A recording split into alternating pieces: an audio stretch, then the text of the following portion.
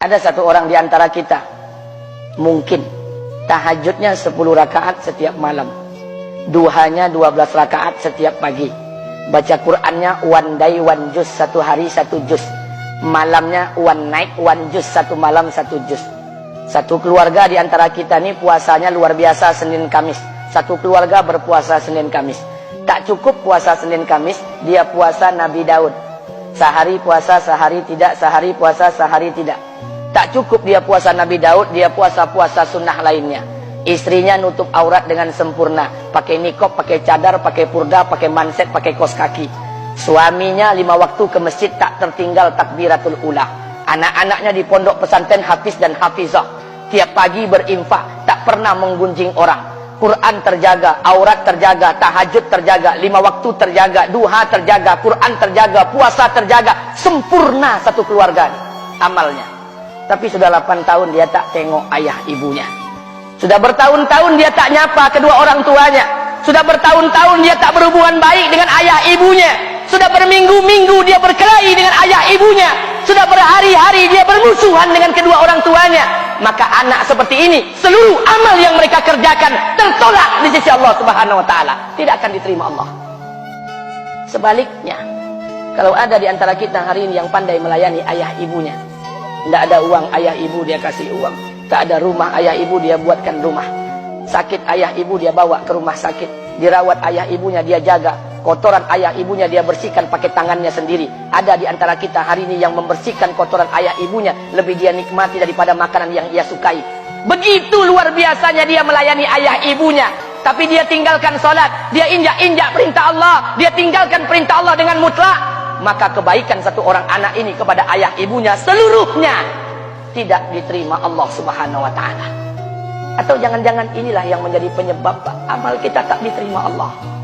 Atau jangan-jangan inilah yang menjadi penyebab amal kita tertolak di sisi Allah. Kita sholat juga, kita sujud juga, kita puasa juga, kita ngaji juga, kita dengarkan ceramah juga.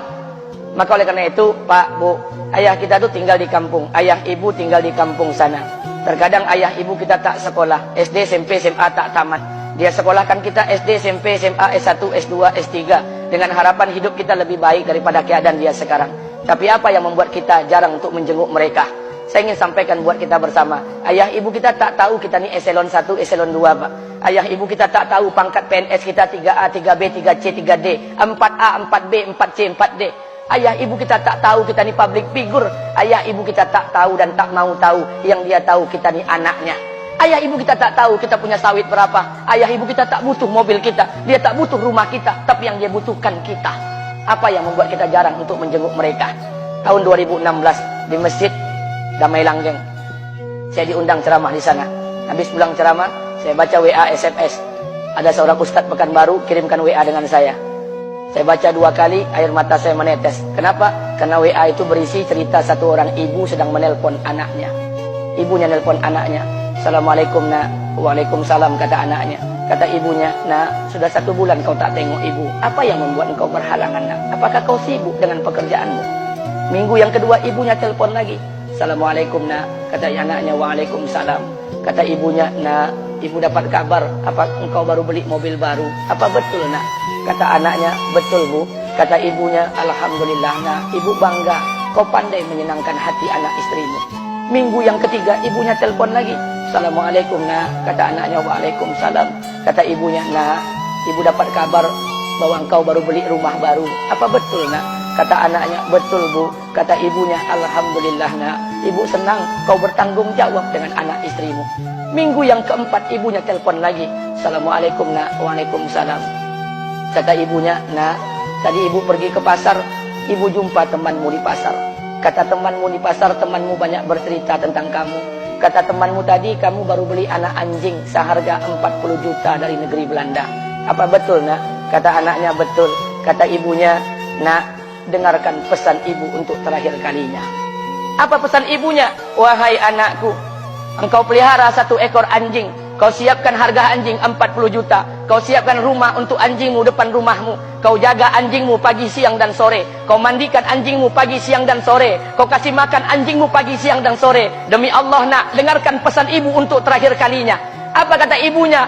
Demi Allah nak, demi Allah, Kalau seandainya Allah menciptakan ibu, kalau seandainya Allah menciptakan ibu untuk yang kedua kali di muka bumi ini, nak, demi Allah, ibu tak ingin terlahir sebagai manusia. Ibu ingin lahir sebagai seekor anjing, biar berada depan rumahmu dan melihat wajahmu setiap hari. Ibu kita tak butuh harta kita, Pak. Dia tak butuh uang kita, dia butuh kita. Apa yang membuat kita jarang untuk menjenguk mereka? Pantas hidup kita tidak berkah, pantas rumah tangga kita tidak sakinah, karena hubungan dengan ayah ibu kita rusak selama ini. Masih ada kesempatan, masih yang jauh telepon, yang dekat kunjungi mereka. Demi Allah, kita butuh keberkahan doa mereka. Yang sudah meninggal, ziarahi kuburnya dan doakan mereka.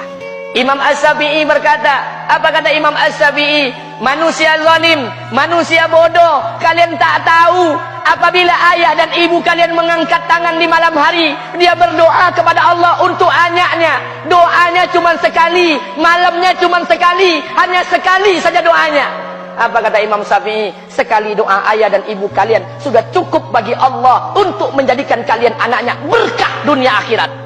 Hari ini berapa banyak doa ayah dan ibu kita, tapi tidak ada keberkahan buat anak mereka. Kenapa? Hati mereka tersakiti. Maka pulang, Pak, cari mak bapak kita. Kita punya rumah hari ini, Bu, kita punya rumah, punya harta, punya uang, punya pekerjaan, punya kekayaan, punya sawit. Kita jadi orang hari ini jadi pegawai bukan kena sarjana kita, Pak. Kita jadi orang hari ini bukan kena otak kita. Kita jadi orang hari ini bukan kena kepintaran kita.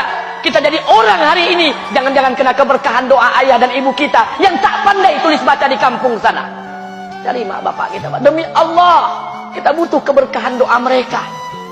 Apa guna di kehidupan dunia sementara Allah tidak ridho dengan kehidupan kita? Pantas amal kita tertolak di sisi Allah. Maka pulang ke rumah cari mak dan bapak kita yang masih hidup, duduk bersama mereka. Kalau seandainya kita tak bisa membahagiakan mereka, jangan pernah menyusahkan mereka. Kalau seandainya kita tak bisa membuat mereka tertawa, jangan pernah membuat mereka menangis. Demi Allah, kita hanya punya satu ayah kandung, kita hanya punya satu ibu kandung. Tidak akan ada ayah kandung yang kedua, tidak akan ada ibu kandung yang kedua. Harta kita cuma satu, ayah kita cuma satu, ibu kita cuma satu. Tidak akan ada ayah kandung yang kedua, tidak akan ada ibu kandung yang kedua. Pangkat jabatan bisa dicari, harta bisa diraih, kesempatan membahagiakan ayah dan ibu kita hanya sekali di kehidupan dunia ini, Pak. Pulanglah. Ketika mereka memanggil, tinggalkan istri, tinggalkan pekerjaan, tinggalkan semua proyek kita. Demi Allah, datangi mereka. Kata Nabi, sesaat kalian duduk bersama ayah dan ibu kalian akan mendatangkan keberkahan. Kenapa kalian tidak duduk bersama mereka? Jangan-jangan inilah yang menjadi penyebab amal-amal